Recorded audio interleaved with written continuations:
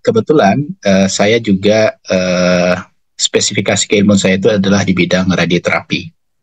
Radioterapi itu maksudnya adalah bagaimana kita mengobati kanker tanpa operasi, ya. Jadi di keilmuan saya itu kita menghancurkan kanker itu menggunakan radioaktif, ya. Radioaktif yang kita gunakan itu tergantung kanker yang ada di dalam tubuh, ya. Di S2 itu kebetulan saya menangani kanker prostat dan kanker serviks, ya. Untuk kanker prostat dan kanker serviks ini kebetulan kita menggunakan alatnya, namanya adalah LINAC, ya. LINAC itu singkatan daripada linear accelerator. Kemudian di serviks juga seperti itu. Kita juga menggunakan LINAC, tetapi radioaktifnya berbeda, ya. Ketika di prostat kita menggunakan yodium namanya, ya. Ingat ya, bahwasanya radioaktif itu memiliki daya tembus ke dalam tubuh, ya.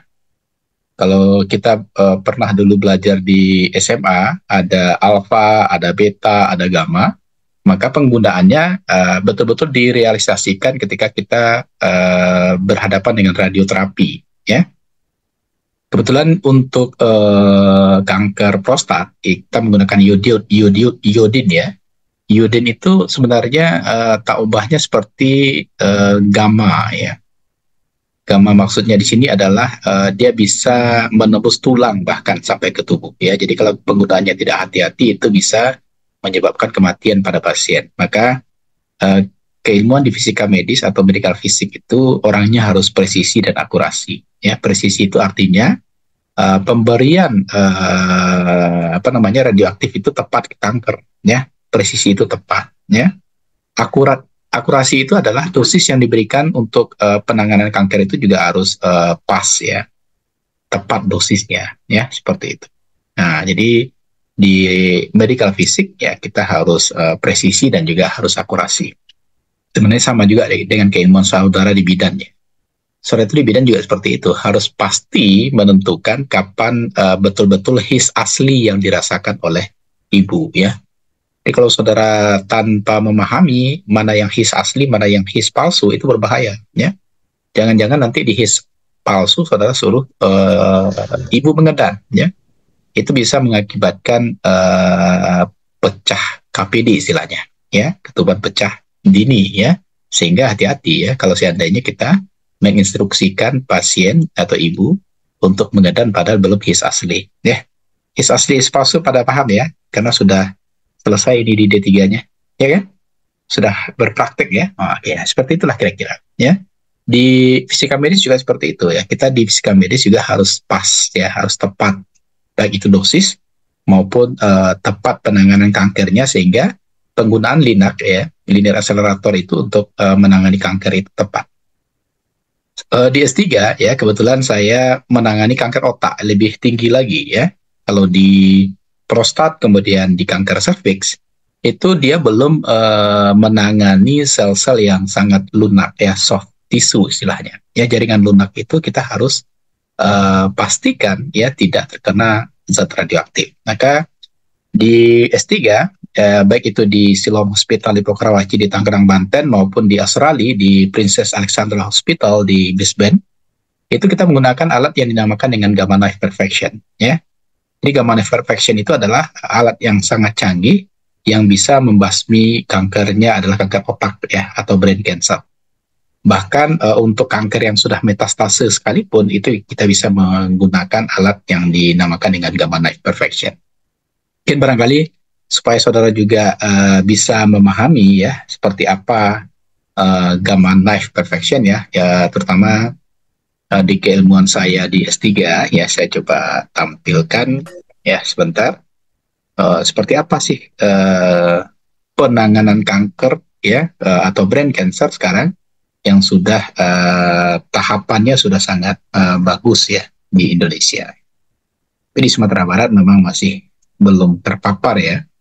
Karena apa? Karena satu, kita menggunakan alat yang sangat canggih, maka tentu notabene-nya kita menggunakan biaya yang sangat tinggi, ya. Salah satu itu, ya, yang menyebabkan mungkin barangkali di Indonesia belum begitu banyak yang menggunakan. Sebentar ya, saya coba tayangkan ke saudara seperti apa ya gamma knife itu.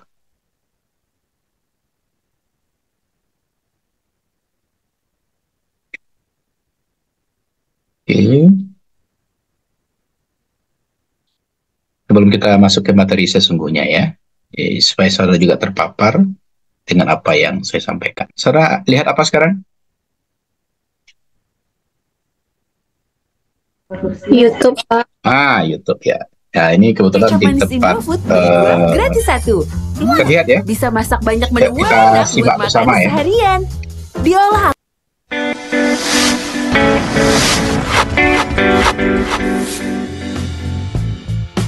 Indonesia is the largest archipelago in the world and can be found in the heart of Southeast Asia. Its unique geographic location provides Indonesia with an abundant source of natural resources, making this country a major contender in many fields, including health. Several years ago, the availability of advanced medical equipment in Indonesia was not as broad as it is today. The only form of treatment available for patients with brain disorders was conventional brain surgery or lobotomy. Now, Gamma Knife Radiosurgery is available in Indonesia. Gamma Knife Center Indonesia or GKCI is functioning at Siloam Hospital's Lipo Village, Tangerang since 2012. Gamma Knife Center Indonesia, Siloam Hospital's Lipo Village is the first perfection-based radiosurgeries program in Southeast Asia and the only one in Indonesia to provide Gamma Knife Radiosurgery for patients. Gamma Knife is the latest standard in non-invasive radiation surgery for brain tumors, functional disorders, and artery-venous malformations. With the presence of Gamma Knife Center Indonesia, it is likely to establish Indonesia as a major healthcare destination for patients with brain disorders in desperate needs of Gamma Knife radiosurgery treatment, especially in Southeast Asia and surrounding regions. Gamma Knife Perfection is the latest generation of stereotactic radiation surgery utilizing a high level of accuracy with no discomfort and protections against radiations to normal brain cells for all patients. Gamma Knife Perfection is the first Gamma Knife unit in Indonesia and Southeast Asia. In Gamma Knife radiosurgery, over 190 narrow beams of radiations are focused on the targeted tumor or other brain deformation. Hence, the quantity of radiation beam passed through the normal brain cells is much lower, yet has a high enough dose of radiations on the target location where all of the directed beams are focused on. The accuracy of Gamma Knife radiosurgery is in sub-millimeters, so it does not damage the surrounding uninfected cells and in some rare cases only causes minor side effects, compared to conventional radiation treatments or conventional surgery. This is assured by a multidisciplinary treatment approach comprises clinicians and clinical scientists.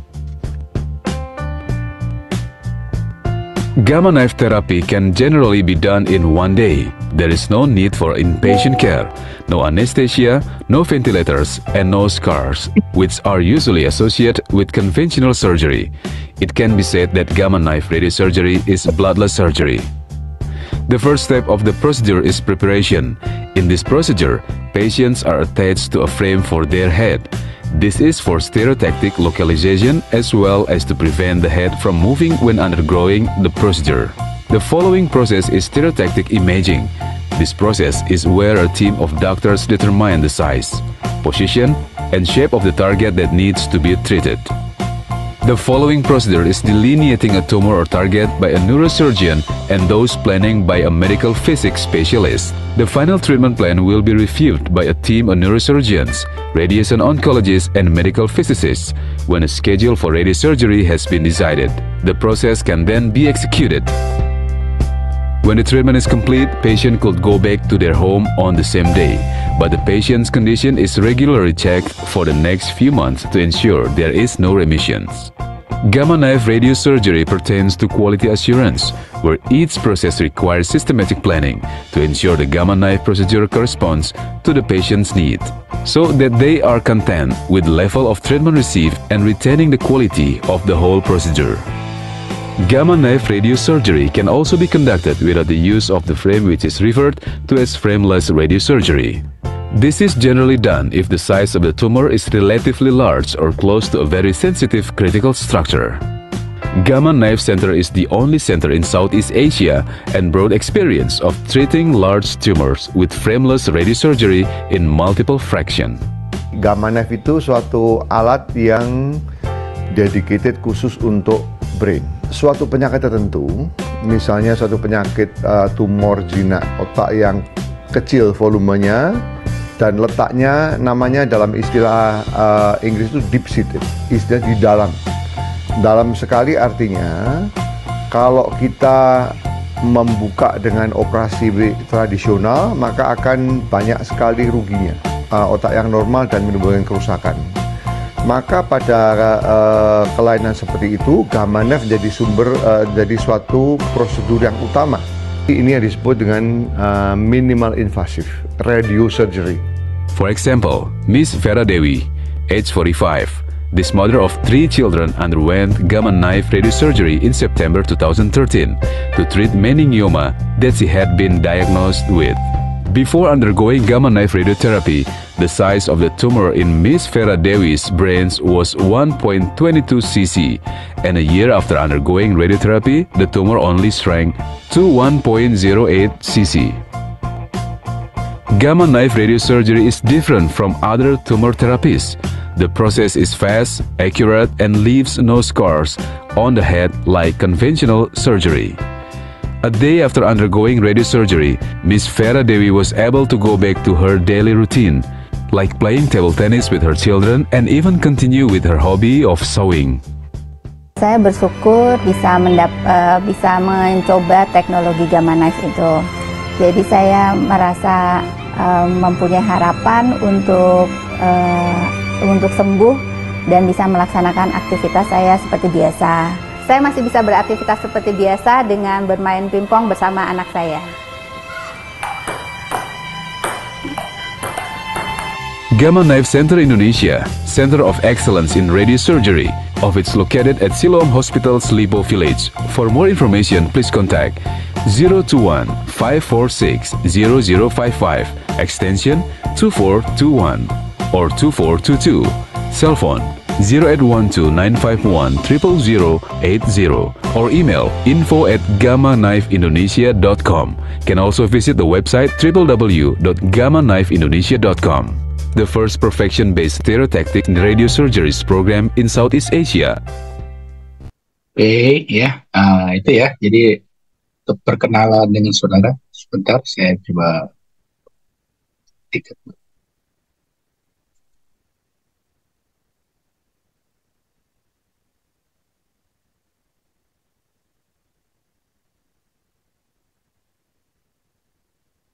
Ya, itu sebagai perkenalan kita. Jadi saudara, mungkin barangkali saudara lebih familiar ya kalau melihat alat-alat seperti yang saya perlihatkan tadi, itu namanya adalah Gamma Knife Perfection ya. Tak ubahnya kalau saudara pernah ke ruang radiologi di rumah sakit, itu mirip dengan CT scan ya. Tapi tentu penggunaan alat ini berbeda dengan CT scan. Kalau CT scan itu adalah alat untuk menghasilkan citra ya, atau menghasilkan image istilahnya kalau di fisika medis ya, atau melihat seberapa besar kerusakan yang terjadi di dalam tubuh ya. Begitu juga MRI ya. MRI itu adalah magnetic resonance imaging, yang juga ya alatnya itu adalah digunakan untuk membuat citra sesungguhnya ya. CT scan, MRI ya. Itu adalah alat-alat yang digunakan untuk radiologi ya. Tapi ini di radioterapi. Jadi ada istilah lain sebenarnya yang harus saudara juga ketahui. Atau ada yang pernah dinas di ruang radioterapi, saudara? Waktu dinas pernah nggak? Belum, Pak. Tidak, Pak. Tidak ya. Oke, radiologi pernah, saudara? Di radiologi atau mengantarkan pasien ke? Mengantarkan aja, Pak. Mengantarkan aja ya. Mengantarkan pernah berarti ya. Nah, itu adalah pernah lihat alat itu berarti kan? Kayak CT scan ya, atau kayak USG pernah Dinda lihat? Pernah. Kalau USG, Kalau USG ada ya di ruangan kebidanan ya. Tapi kalau MRI atau CT scan tidak ya. Oke. Tapi nggak apa-apa ya. Jadi untuk kita memahami dengan baik ya apa yang telah saya sampaikan tadi, termasuk juga apa yang sudah saya tayangkan tadi, saya oke, sebentar ya, saya stop dulu.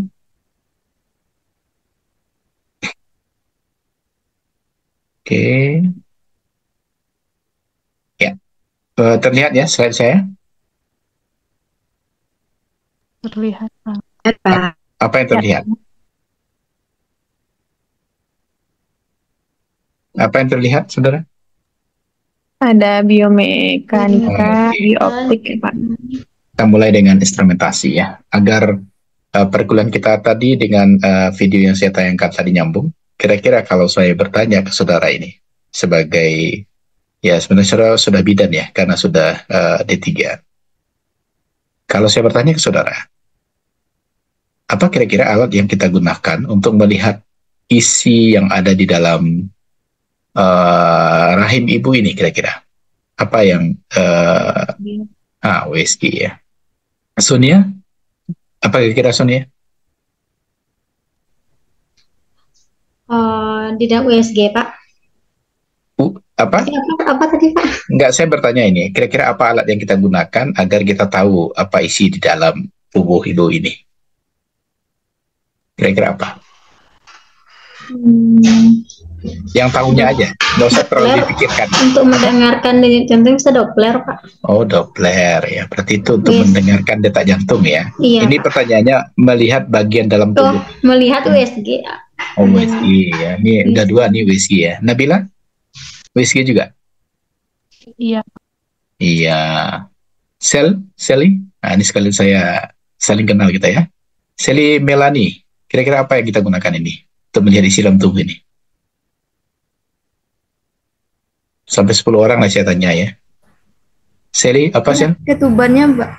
Kok ketuban? Bagian dalam tubuh aja. Kok ketubannya? Apa ketubannya dilihat? Apa, Sally? Atau Kafia Raudatul Jannah? Apa kira-kira alatnya? Suaranya masih mute. Apa Kafia? Sama USG, Pak. USG. Kalau Gina,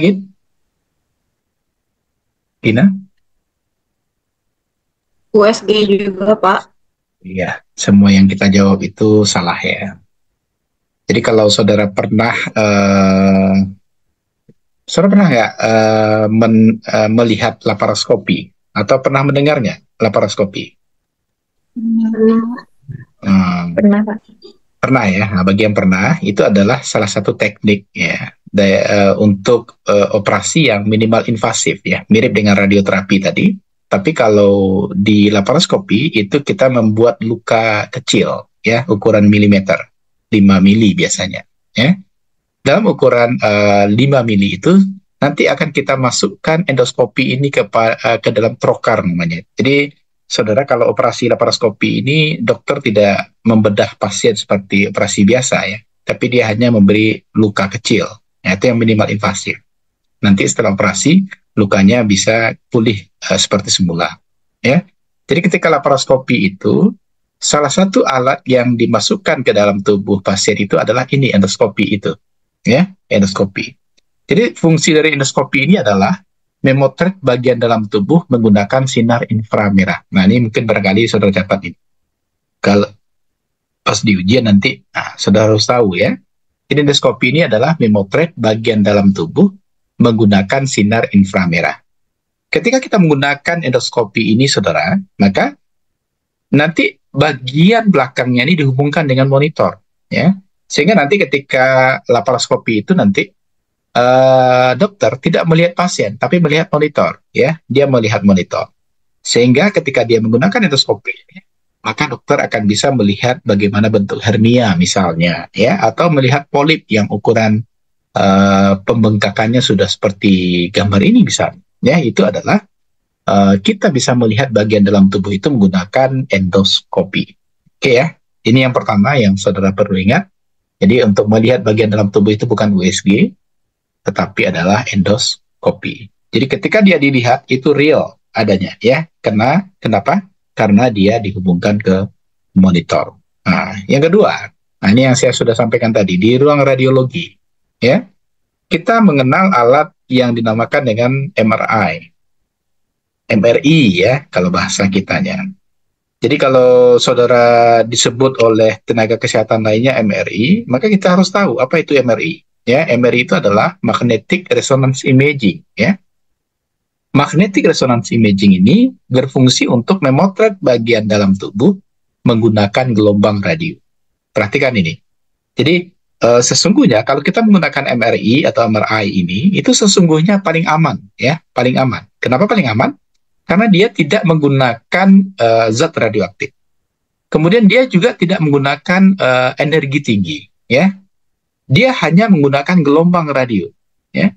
Tetapi saudara harus ingat, ya, hasil atau image atau citra yang dihasilkan oleh MRI ini jauh lebih baik ketimbang CT scan, ya.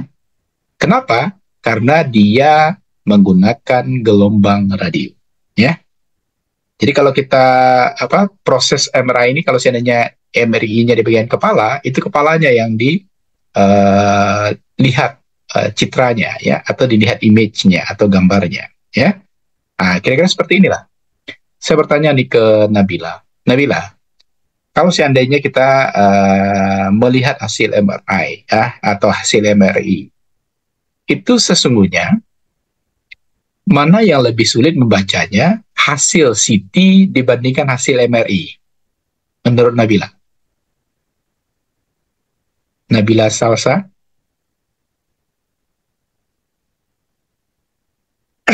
Mana yang lebih sulit membacanya?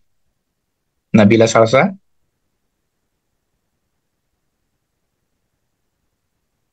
Suara saya terdengar kan? Nabila? Ya, Ya, kira-kira mana yang lebih sulit? Oke, saya coba tayangkan dulu yang CT scan, ya. Oke, nah ini hasil CT scan, ya. Kemudian ini hasil MRI. Mana yang lebih sulit menurut Salsa? Panggilannya Nabila atau Salsa nih? Salsa, Pak. Salsa. Ya, mana yang lebih sulit menurut Salsa? Ini gambar yang ditampilkan oleh MRI. Tadi saya perlihatkan gambar yang ditampilkan oleh CT scan. Mana yang lebih sulit bacanya? Membaca gambarnya. Kita nggak tahu nih anatominya seperti apa, tapi kita lihat gambarnya saja mana yang lebih gampang membacanya. Tengok satu lagi gambarnya, Pak. Oke. Ya, ini yang CT scan. Nah, ini CT scan. Mana yang lebih sulit? CT scan, Pak. Yang lebih sulit, ya. Iya. Oke. Nah, jadi inilah salah satu yang menyebabkan kenapa MRI itu biayanya lebih mahal, ya. Jadi kalau kita bandingkan, ya, di MRI kita, ya, tapi jangan pernah lah kalau bisa, ya. Ini biasanya kalau saudara bawa motor ngebut-ngebut ini tabrakan, misalnya terjadi benturan atau fraktur di kepala, ini bisa menyebabkan pecahnya pembuluh darah di kepala. Itu untuk bisa melihatnya, itu kita bisa menggunakan yang paling bagus itu adalah MRI ketimbang CT scan. Ya, kenapa? Hasil MRI ini jauh lebih gampang membacanya. Ya, jauh lebih nampak. Ini seperti ini, itu terjadi fraktur di kepala. Ya, terjadi benturan yang sangat besar di kepala sehingga terjadinya pecah pembuluh darah di kepala. Itu bagian yang hitam ini itu menandakan pecahnya pembuluh darah di kepala. Ya. Tetapi kalau kita melihat hasil CT scan, kita tidak bisa menjudge seperti itu langsung, ya. Karena hasil CT scan ini karena namanya adalah computerized tomography scanning, dia menghasilkan gambar itu dari slice by slice, ya, dari lapis demi lapis, sehingga gambarnya itu disusun, ya, secara lebih komplit, sehingga menghasilkan gambar yang lebih sulit untuk membacanya. Hanya orang-orang yang memahami bagaimana anatomi fisiologi kepala saja, ya, yang bisa mengetahui apa yang terjadi di kepala, ya. Nah, itu perbedaan yang sangat mencolok antara MRI dengan CT scan. Paham ya? Kita membedakan dulu, ya. Nah, ini dia hasil MRI. Oke, ya. kita sudah sampai ke MRI. Jadi dia menggunakan gelombang radio untuk melihat bagian tubuh, dalam tubuh. Yang ketiga, ya, kita mengenal di rumah sakit itu adalah yang kita kenal dengan termografi. Termografi ini berfungsi untuk melihat panas tubuh menggunakan sinar inframerah. Ya, 3 alat yang kita gunakan, ya, 2 menggunakan sinar inframerah. MRI hanya menggunakan gelombang radio. Ya, ini inframerah. Alatnya seperti ini, saudara. Ketika kita menggunakan termografi ini, maka kita bisa melihat bagian tubuh, ya, suhu bagian di wajah ini kira-kira, ya. Maka dia menampilkan, karena dia termografi, ya, grafi itu adalah bagaimana grafik yang ada di wajah, ya, atau suhu yang ada di wajah, maka dia menampilkan warna. Ada warna biru, ada warna hijau, ada warna kuning, ada warna merah, ada warna putih. Ya, kira-kira menurut Gina, mana warna yang paling tinggi suhunya? Gin, warna apa yang paling tinggi suhunya? Gina? Gina Muhana, Pak. Ya, Gina Muhana ya, Gina Muhana. Sorry, Gina banyak ya. Gina Muhana. Warna biru kayak Pak. Warna biru. Menurut Nabila, Salsa, biru atau yang lain yang paling panas?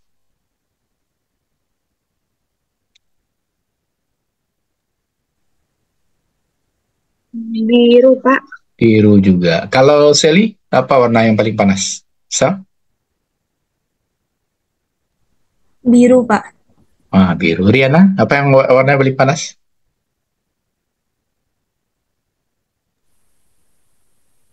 Riana nggak terdengar suaranya.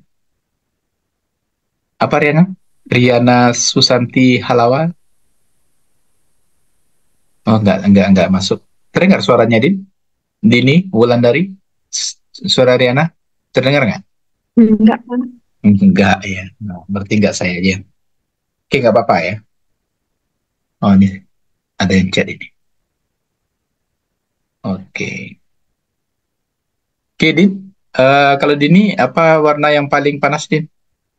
Saudara pernah punya Warna kompor biru. gas nggak di rumah? Ada, Pak? Ada. Iya, Pak. Kalau punya kompor gas di rumah, kalau sudah merah tuh warnanya gimana tuh? Masih bagus atau gimana tuh? Oh, panas juga. Apa namanya? Habis, Pak. Habis gas itu warnanya merah ya. Itu artinya apa itu? Itu suhunya semakin rendah.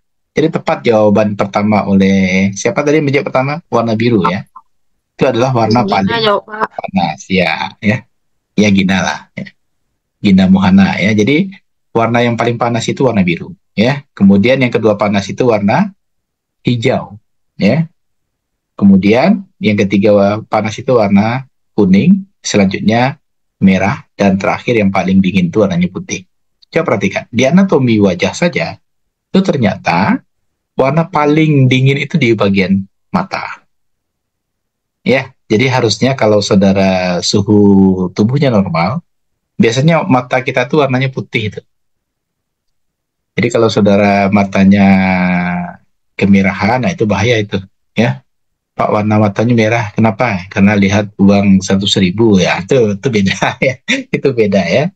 Nah, jadi di sini di termografi juga menandakan bahwasanya suhu paling tinggi itu kalau saudara pegang sajalah pipi saudara itu pasti paling panas dibanding yang lain, ya. Itu menandakan bahwasanya di wajah kita itu juga memiliki suhu yang bervariatif, ya. Nah, itu bisa kita lihat menggunakan alat yang dinamakan dengan termografi, ya, seperti itu. Kita lanjutkan.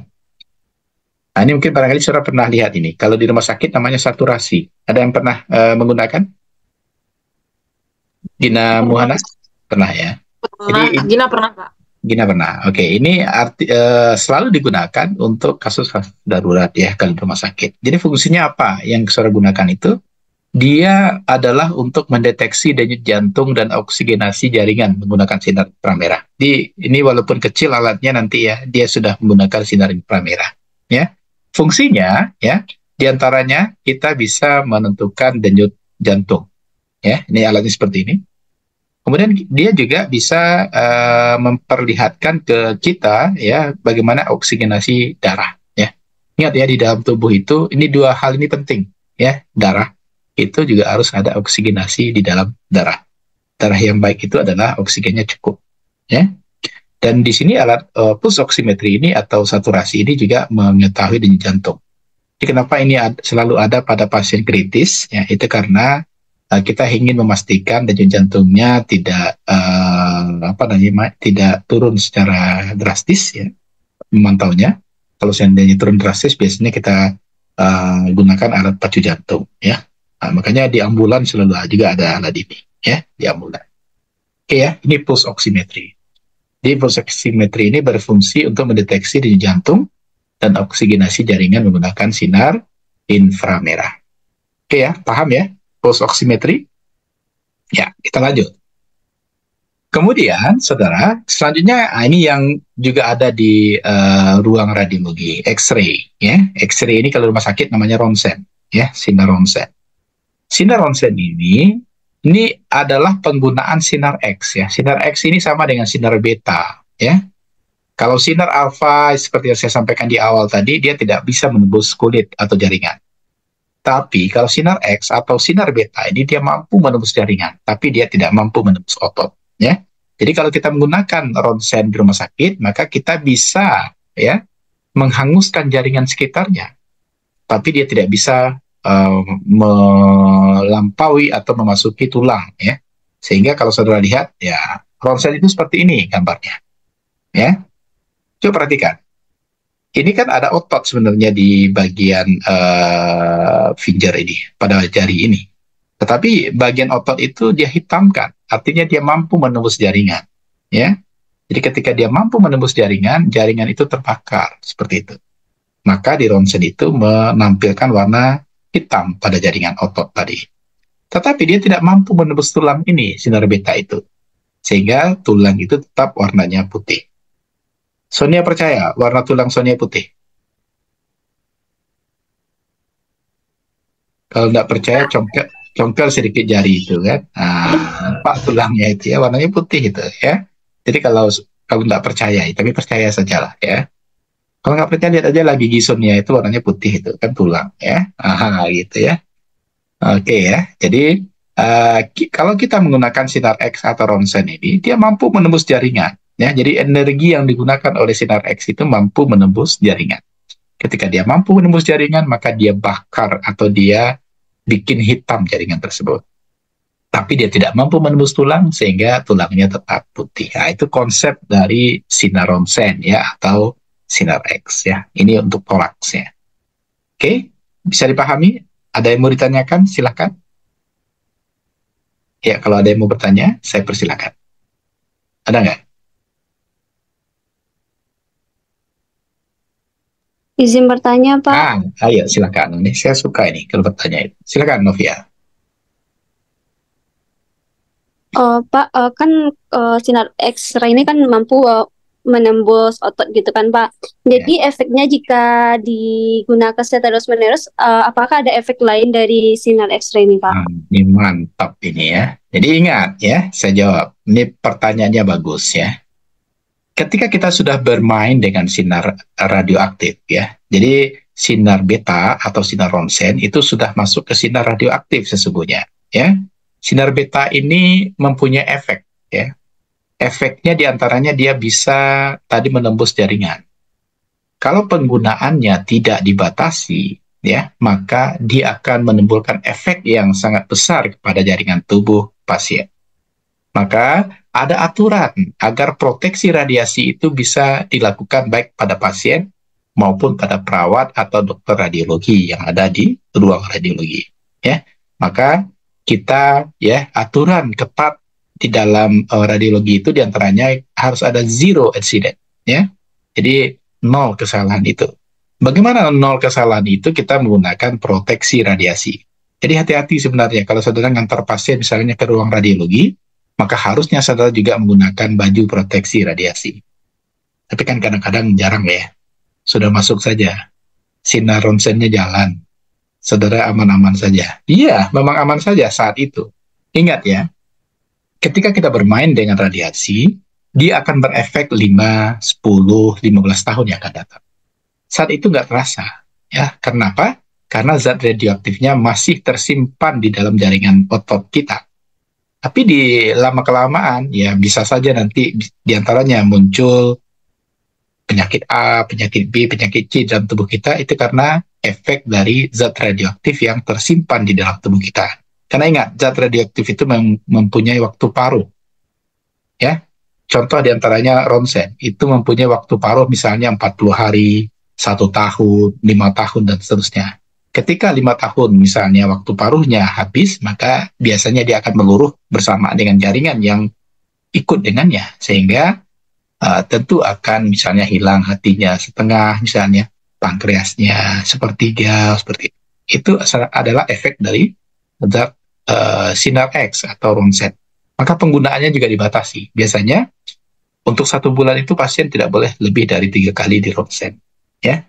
Nah, jadi aturan-aturan ketat seperti itu berfungsi untuk proteksi radiasi pada pasien. Proteksi radiasi pada perawat atau pada dokter radiologi itu biasanya menggunakan baju proteksi radiasi. Paham, Novia? Paham, Pak. Terima kasih, Pak. Ya, sama-sama. Jadi seperti itu ya. Jadi jangan asal ketika saudara menemani pasien ke ruang radiologi. Oke? Selanjutnya, sekarang perkembangan teknologi sekarang, sinar ronsen itu tidak lagi hanya bisa memunculkan warna hitam dan putih saja, ya. Dia juga bisa membuat warna lain sesuai dengan ini jaringan, ya. Jaringan misalnya di kaki, ya. Ini ternyata ada putus ya jaringan di sininya. Kalau kita menggunakan hitam dan putih seperti tadi, itu tidak akan bisa melihat bagaimana bentuk jaringan ini. Maka biasanya sinar ronsen tadi kita tambahkan dengan zat radioaktif tambahan. Di antaranya adalah ada barium, biasanya diminumkan ke pasien, dia masuk ke organ pencernaan, atau yodium, diinjeksikan, dia masuk ke pembuluh darah. Ketika dia diinjeksikan atau dia diminumkan, nanti berefek kepada bagaimana bentuk jaringan yang ada di dalam kaki pasien. Sehingga kita bisa melihat di bagaimana nanti akan diiting oleh dokter atau oleh perawat kritis nanti, ya, seperti itu. Ketika operasi maksudnya, ya. Bisa dipahami? Jadi sudah ada teknologi tambahan untuk ronsen itu tidak hanya bisa memunculkan warna hitam dan putih saja, tapi ada warna lain sehingga warnanya sesuai dengan keadaan real di dalam tubuh pasien. Paham ya? Kita lanjutkan. Paham, Pak. CT scan, ya, CT scan. CT scan itu adalah computerized tomography scanning. Jadi jangan CT scan kata orang, CT scan pula kata kita, ya. Kita harus tahu bahwasanya CT scan itu adalah computerized tomography scanning.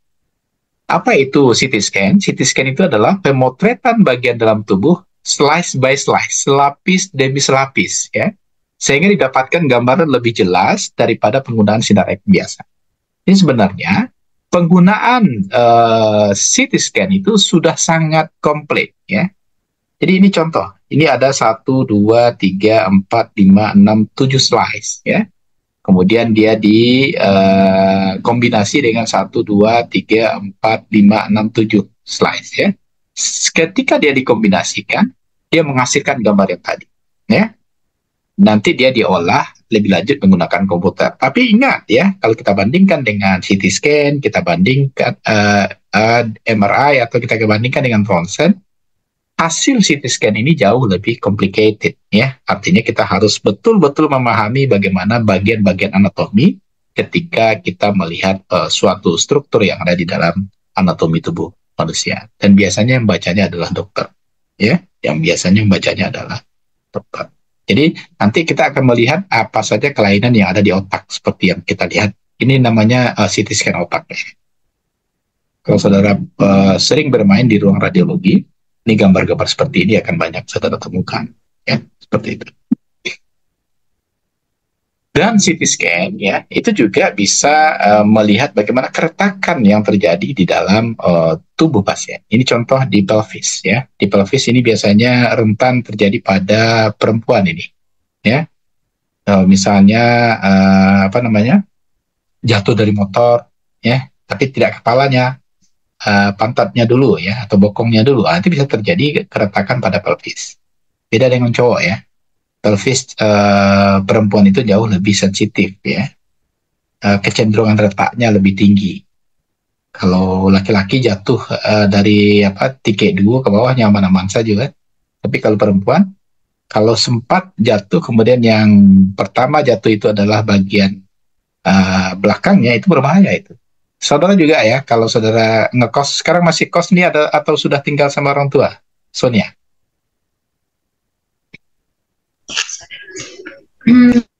Sama keluarga, Pak. Alhamdulillah, kalau sama keluarga aman tuh, tempat tidurnya cukup lah ya. Ini kalau kos ini biasanya kan tempat tidurnya itu kan kasur tipis ya, Dinda tidurnya di rumah atau di mana ini?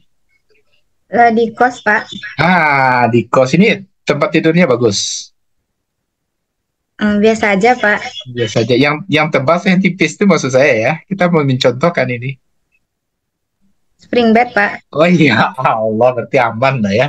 Tidak, yang maksud saya itu yang kasurnya itu busanya tipis gitu. Pas nih pulang kuliah kan, langsung lo duduk tanpa babibu kan, langsung lo nyulat tipis, sakit, kan belakangnya itu berbahaya itu. Ya, hati-hati ya, karena wanita itu memang rentan ya. Wanita itu rentan retak ya maksudnya. Ya. Tapi tidak retak dalam hubungan ya, ini retak dalam pelvisnya gitu ya, itu yang harus dijaga. Oke ya, paham ya? Jadi di CT scan itu kita juga bisa memunculkan bagaimana image ya retak pada pelvis. Selanjutnya kita mengenal, ini sudah mulai main di radioterapi ini. Yang pertama kita mengenal PET ya. PET itu adalah positron emission tomography. Positron ini positif elektron. Jadi kalau saudara belajar di SMA ada elektron, kemudian kawannya itu ada positron. Elektron itu mempunyai nilai E-1.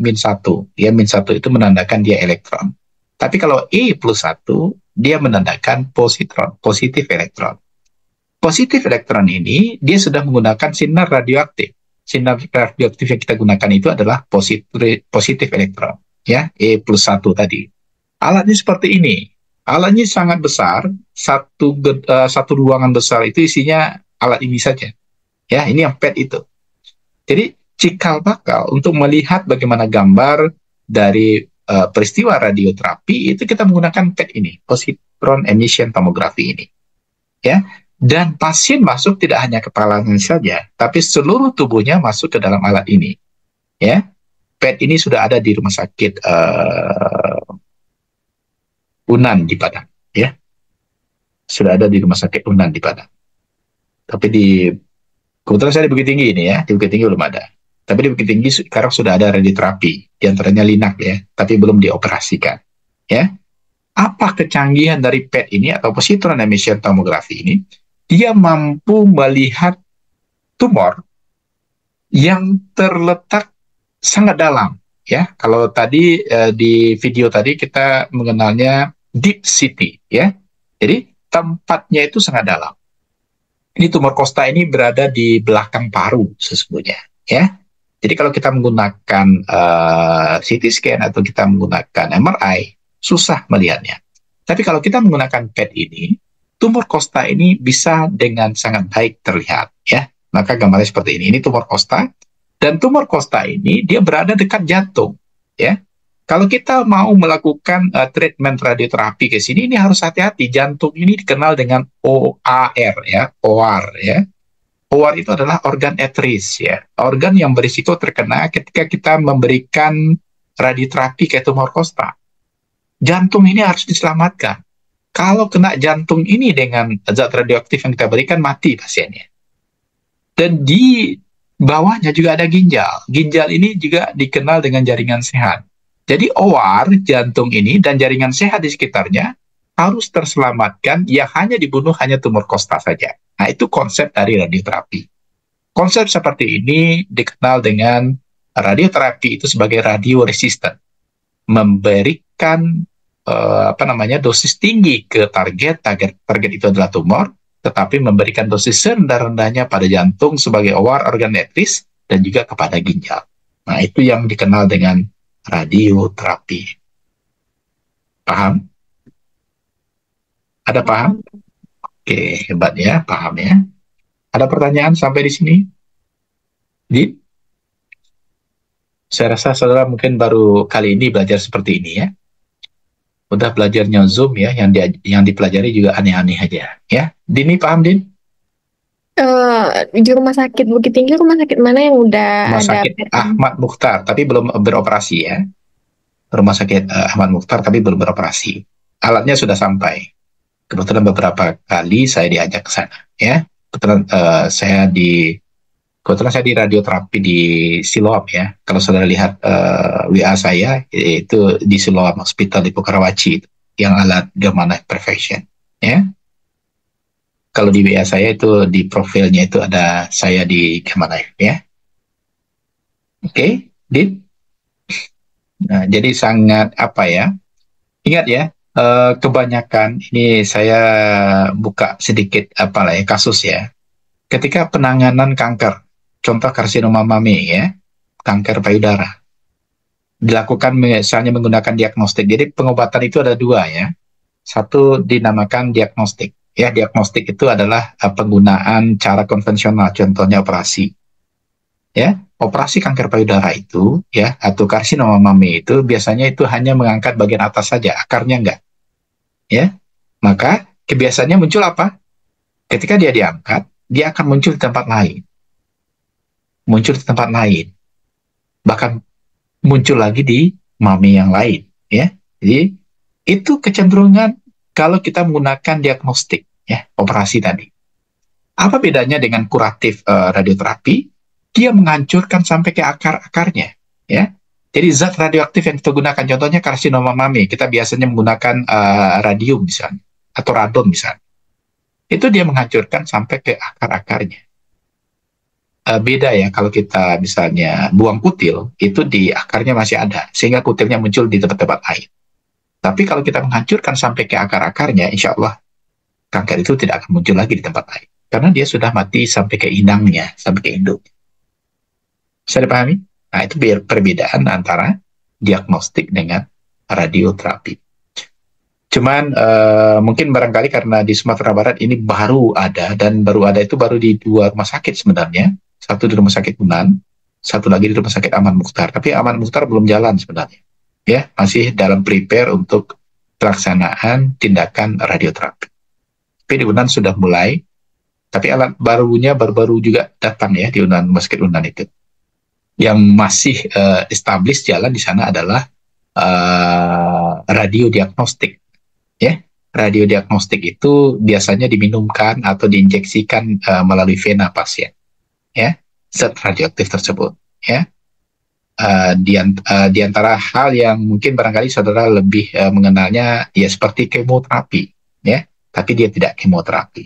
Karena kemoterapi itu banyak sekali permasalahan yang muncul setelah dilakukan tindakan kemoterapi itu. Ya, di antaranya misalnya segala rambut yang ada dalam tubuh hilang misalnya, atau sel pigmennya hilang ya, sehingga pasien jadi albino seperti itu. Itu adalah salah satu beberapa hal yang terjadi akibat dampak negatif dari kemoterapi. Tapi kalau radiodiagnostik, insya Allah tidak terjadi hal seperti itu. Tapi kalau menurut hemat saya, karena di bagian ini itu lebih tepat sebenarnya kita menggunakan radioterapi dibandingkan radiodiagnostik ya untuk pasien. Bisa dipahami?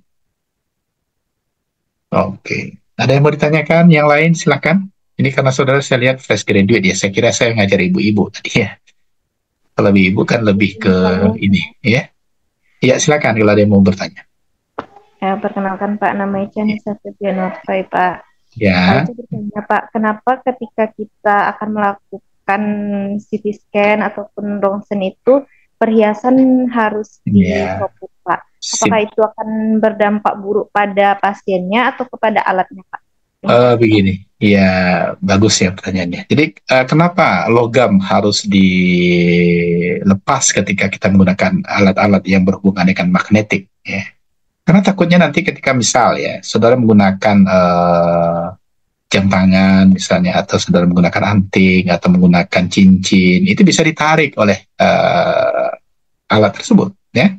CT scan itu menggunakan diantaranya alat yang sangat tinggi dengan magnetik. Ya, magnetik itu sifatnya itu menarik.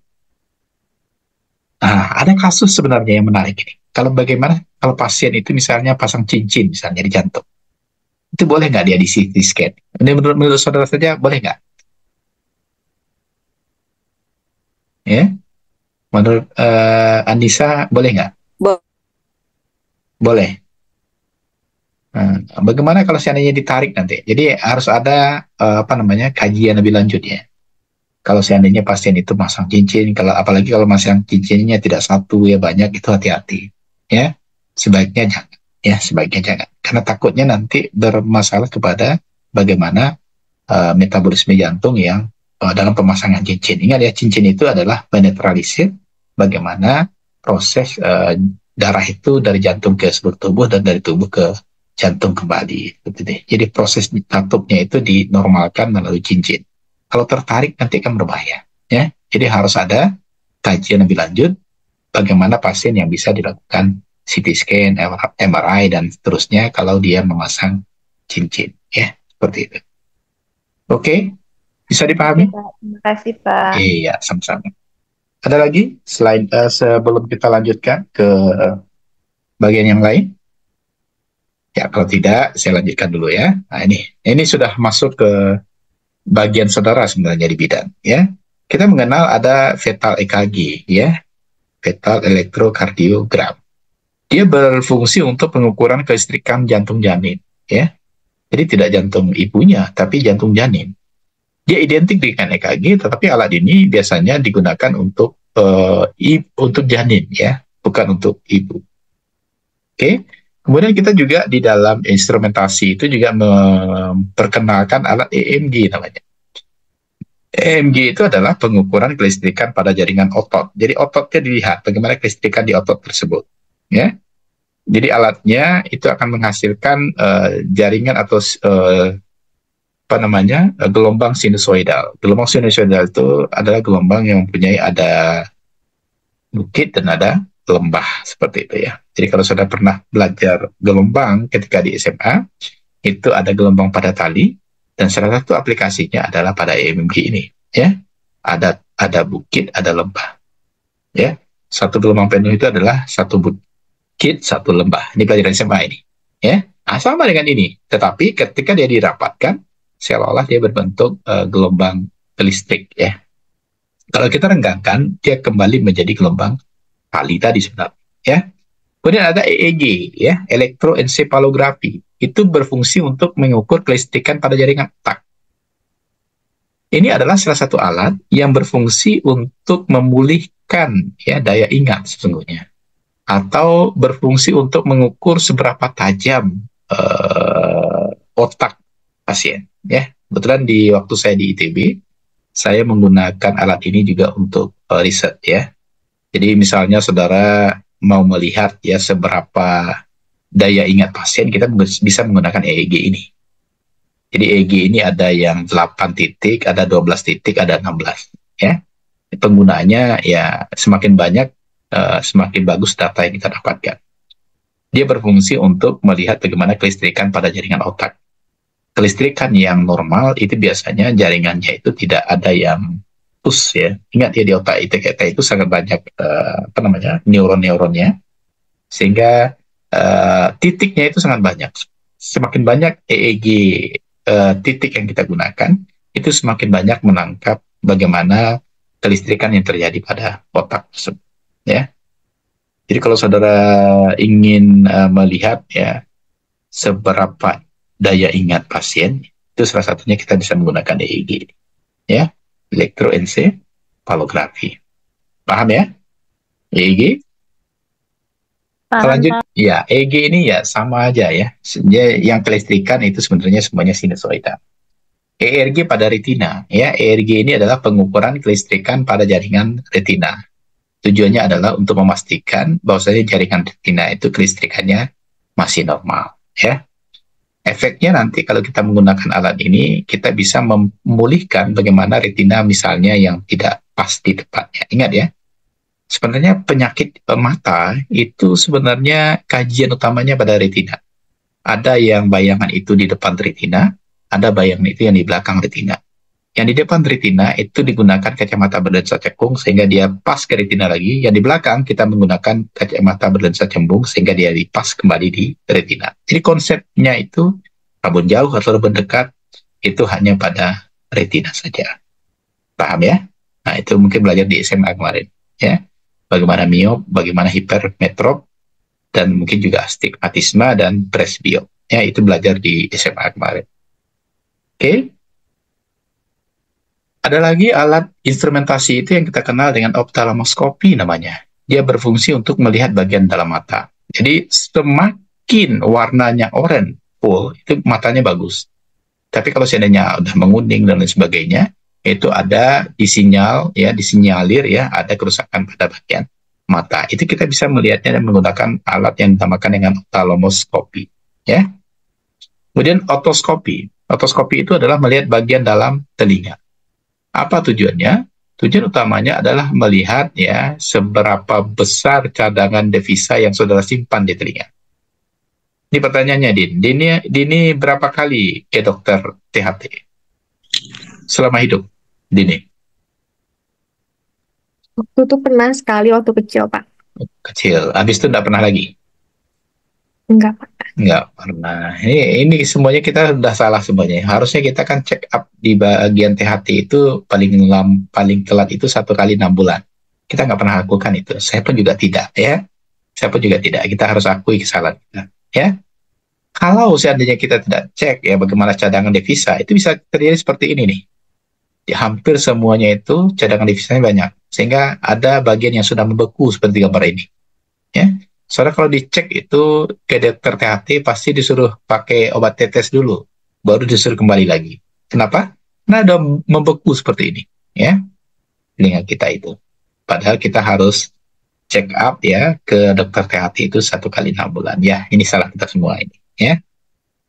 Jadi makanya kalau kadang-kadang apa ya iyalah ya telinganya nggak pernah di check up ya seperti itu. Nah, ini di bagian saudara ada USG. Ya, USG itu penggunaan gelombang ultrasonik untuk mendeteksi organ dalam tubuh.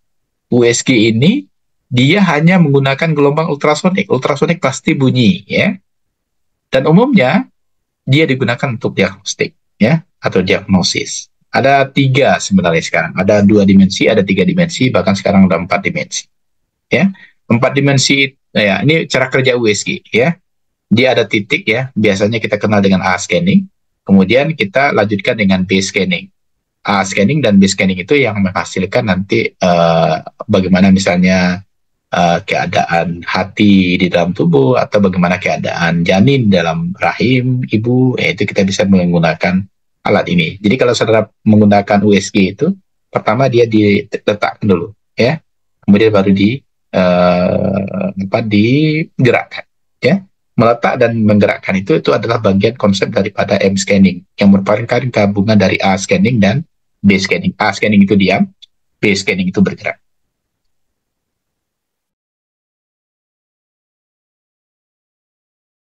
Oke ya, ini konsep dari USG. Ya, ini USG 2 dimensi ini. Yang dulu dokter masih bisa salah ya. Sebenarnya USG itu tidak untuk mencek jenis kelamin ya, tapi kan kebanyakan kita masih menggunakan itu untuk mengecek jenis kelamin. Kalau dulu kan dokter bilang jenis kelaminnya laki-laki, kalau perempuan, ya. Jenis kelaminnya perempuan, kalau laki-laki. Jenis kelaminnya laki-laki keluar banci, misalnya ya. Nah, seperti itu. Itu masih banyak yang salah kalau dulu, ya. Kalau sekarang nggak mungkin lagi salah, karena sudah 4D seperti ini, ya. Bentuk kakinya dengan jari-jarinya sudah sangat jelas, ya. Nggak mungkin salah. Rambutnya yang botak ya, oh ini enggak anak saya nih, kok rambutnya botak, rambut saya yang ikal lah, ini udah nggak bisa lagi didustakan sekarang ya. USG 4 dimensi itu rambutnya juga ketahuan ya, itu sudah bisa dicek walaupun masih di dalam rahim ibu. Nah, ini kecanggihan teknologi. Kemudian ada NST atau non-stress test yang biasa kita kenal dengan external fetal monitor yang berfungsi untuk mengukur fetal heart rate dan kontraksi uterus. Ini juga pada ibu dan pada janin. Ini tempat menaruhnya. Gambarnya seperti ini. Ini untuk janin, ini untuk ibu, ini untuk janin. Ya. Jadi bagaimana kelainan janin, ya itu bisa kita lihat. Atau kontraksi ibu yang tidak kuat, ya, kontraksi uterus yang tidak kuat, itu bisa kita lihat menggunakan alat ini, NST. Jadi seperti ini gambarannya. Dengan bed pesawat biasanya ini ketika ibu siap atau aterm, ya, siap akan melahirkan. Oke. Ini juga kalau sekarang bidan nggak boleh lakukan. Kalau dulu masih banyak yang melakukan. Pertama adalah vakum ekstraksi atau ventus atau vakum assisted vaginal delivery, ya, sehingga biasanya kalau kita menggunakan ini menimbulkan bekas, ya, biasanya pada janin atau pada bayi, ya, seperti ini. Jadi kalau saudara cek, kok kepala saya lebih panjang, ya, tanyalah ke orang tuanya. Jangan-jangan kemarin itu di vakum, ya. Oke, ya. Jadi vakum ini adalah penggunaan untuk membantu kelahiran bayi yang kemajuannya tak adekuat, ya. Dia merupakan alternatif untuk forceps dan operasi seksio sesar. Jadi biasanya kalau tidak bisa lagi itu SC, ya. Tapi kalau masih bisa, itu masih boleh dokter melakukan. Kalau bidan nggak boleh lagi. Atau forceps, ya. Forceps itu membuka, ya, membuka bagian rahim, ya, untuk mengeluarkan janin di dalam rahim ibu. Oke, elektroshock, ya. Elektroshock ini adalah terapi shock listrik untuk aktivitas otak. Biasanya untuk pasien dengan gangguan jiwa. Kalau pasien dengan gangguan jiwa, digunakan elektroshock ini sehat, ya. Tapi kalau pasien pura-pura sakit jiwa, gunakan elektroshock ini betul-betul sakit jiwa, dia putus, ya, bagian-bagian kelistrikan di otaknya, ya. Jadi hati-hati. Kalau ada pasien jalan-jalan di rumah dekat rumah saudara, kalau pura-pura sakit jiwa, dia bawa aja ke rumah sakit jiwa, pasti takut dia, ya. Tapi kalau yang betul-betul sakit jiwa, dia pasti dia nggak tahu apa-apa, ya. Gunakan ini, sembuh dia, ya. Itu hati-hati. Elektroshock ini digunakan untuk betul-betul pasien yang berpenyakit jiwa, ya. Seperti ini alatnya. Kemudian audiometri, ya. Audiometri ini adalah pemeriksaan fungsi pendengaran menggunakan peralatan yang kita kenal dengan audiometer. Ini untuk mencek, ya, berapa frekuensi pendengaran kita sehingga mampu mendengar di frekuensi berapa. Kalau sekarang di rumah sakit kita sudah juga menggunakan garpu tala, ya. Garpu tala itu mampu, ya, menunjukkan frekuensi berapa yang bisa didengar oleh pasien. Yang terakhir ini, ya, di bagian saya tadi radioterapi, ya. Radioterapi itu adalah terapi dengan menggunakan sinar radioaktif, ya, umumnya untuk kanker. Ya, saya sudah kenalkan tadi ke saudara bagaimana radioterapi berjalan di Indonesia. Oke, hari ini mungkin barangkali itu yang ingin saya sampaikan, saudara. Kalau seandainya ada pertanyaan, saya silakan. Sebelum kita akhiri, silakan. Oke, ada pertanyaan? Grupnya sudah ada, ya. Tadi saya sudah lihat. Saya coba kirimkan dulu, ya. Nanti materinya saya kirimkan berupa rekaman video kita, ya. Jadi kalau saudara on tadi, ya, kelihatan wajahnya. Tapi kalau tidak, ya nggak kelihatan. Ada yang mau ditanyakan? Silakan kalau ada sebelum saya akhiri. Ini mau nanya, Pak. Ya, silakan, Din. Oh, berarti tadi ini di luar pembahasan kuliah, Pak. Karena ini PJ sama Bapak, ini mau nanya untuk pertemuan selanjutnya nanti sama Bapak atau ada dosen lainnya, Pak? Pertemuan selanjutnya masih saya, karena kita ada 7 kali pertemuan dengan saya. Setelah itu baru dengan Bu Siti Sarah, ya. Apa boleh dikirimkan RPS-nya, Pak? Oke. Saya sebenarnya belum nanti saya bikin dulu, baru saya kirimnya. Karena jujur saya agak sibuk sebenarnya beberapa minggu ini, ya. Ini juga saya masih berpakaian baru selesai jam sebelum maghrib tadi, makanya saya tunda tadi perkuliahannya, nggak bisa jam apa ya? Jam berapa kita janji awal tadi, Din? Janji awal jam 4 ya? Jam 4, jam 6, lalu Tadi jam 8. yang chat Yang chat dengan saya bukan Dini tadi, nah. Jam 3, Pak. Jam 3, saya baru bisa jam Sutria tadi ya. Jam 3, jam Sonia, Pak. Sonia. Sonia. Ya. Jam berapa tadi Sonia di awalnya? Pertama kan tadi rencana jam 3, Pak. Tidak bisa saya. Tidur jadi siap maghrib, Pak. Siap maghrib. Habisnya siap maghrib juga nggak bisa ya. Siap maghrib itu saya masih kegiatan tadi. Baru selesai setelah maghrib. Ya. Oke ya, mudah-mudahan besok tidak terkena. Kita besok atau kapan, Din? Oh, Pak, Selasa lagi jadi gantinya kan, Pak, yang siap dirunding sama Bu Linda tadi, Pak. Jam 3 hari Selasa, Pak. Selasa jam 3. Oke. Mudah-mudahan nggak ada masalah ya. Iya, Pak. Jadi pertemuan minggu ini kita cukupkan sampai di sini ya. Kalau seandainya tidak ada pertanyaan. Tentang materi nggak ada yang mau bertanya? Oh ya, mungkin di pertemuan kedua besok kita sudah mulai agak fisika sedikit ya. Saya sengaja ini membuat saudara mudah-mudahan mencintai medical fisik ya. Tapi ingat, fisika medis itu walaupun dia fisika medis, ada juga fisika-fisikanya sedikit ya. Kita ajak juga saudara untuk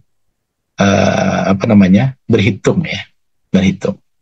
Mengingat-ingat kembali masa-masa SMA lah. Oke ya. Kalau tidak ada yang mau ditanyakan, saya cukupkan ya untuk pertemuan pertama. Perkenalan dan juga membahas bagian yang berkembang sekarang di Indonesia bahkan di belahan dunia lain ya.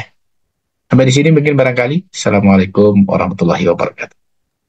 Waalaikumsalam warahmatullahi wabarakatuh. Terima kasih, Pak. Ya, sama-sama.